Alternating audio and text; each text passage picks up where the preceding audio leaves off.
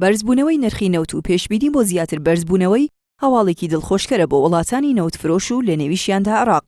پێدەچێت کورتێنانی دارایی ئەو وڵاتە بۆ ئاستێکی کەمتر دابگرێت. ڕۆژی شەشی ئەم مانگە بەرمیلێک نەوتی برێند نرخێکی پێوانەی تۆمار کرد لە بازاڕەکانی جیهاندا بە $54.45 مامەڵی پێوە دەکرا.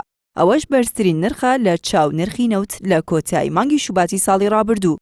بەرزبوونەوەی نرخی نەوت بەهۆی ئەو ڕێکەوتنەی وڵاتانی ئۆپێک و دەرەوەی ئۆپێکەوە بوو. تێیدا ڕۆژی پێنجی ئەم مانگە سعودیە ڕایگەیاند لە مانگەکانی 2 و 3 ئەم ساڵ 1 ملیۆن بەرمیل نەوت زیاتر لە ئاستی ئێستای کەم دەکاتەوە.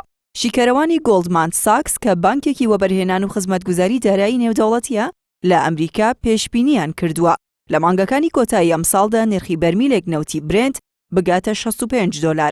وعلى فد 80% من ودائع الجهاز المصرفي. پێشتریش مەسەر ساڵح ڕاوێژکاری دارایی سەرۆکوەزیرانی عێراق ڕایگەیاندبوو دەکرێت کورتێنانی پرۆژە یاسای بودجەی گشتی ساڵی 2021 بە چەندین بڕگەی خودی بودجەکە پڕ بکرێتەوە.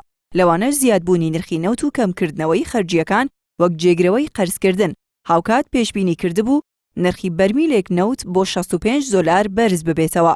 بەپێی ڕەشنووسی پرۆژە یاسای بودجەی 2021 لەم ساڵدا عێراق 71 تریلیۆن کورتێنانی دەبێت. لە پرۆژە یاساکەدا نرخی بەرمیلێک نەوت بە $42 دیاری کراوە. بەڵام وەزارەتی نەوتی عێراق ڕایگەیاند لە مانگی کانونی یەکەمی 2020 بەرمیلێک نەوتیان بە $47.65 فرۆشتووە. بەوەش نزیکە $1 ملیارد داهات زیادی کردووە. بەپێی پێشبینیەکانی گۆڵدمان ساکس ئەگەر لە نیوەی دووەمی ئەم ساڵەوە نرخی بەرمیلێک نەوت ببێتە $65 ئەوە مانگانە داهاتی نەوتی عێراق $1 ملیار و $250 ملیۆن زیاد دەکات. واتە $7 ملیار و $500 ملیۆن بۆ 6 مانگی دووەمی ساڵەکە زیاد دەبێت کە دەکاتە 10 تریلیۆن و 875 ملیارد دینار.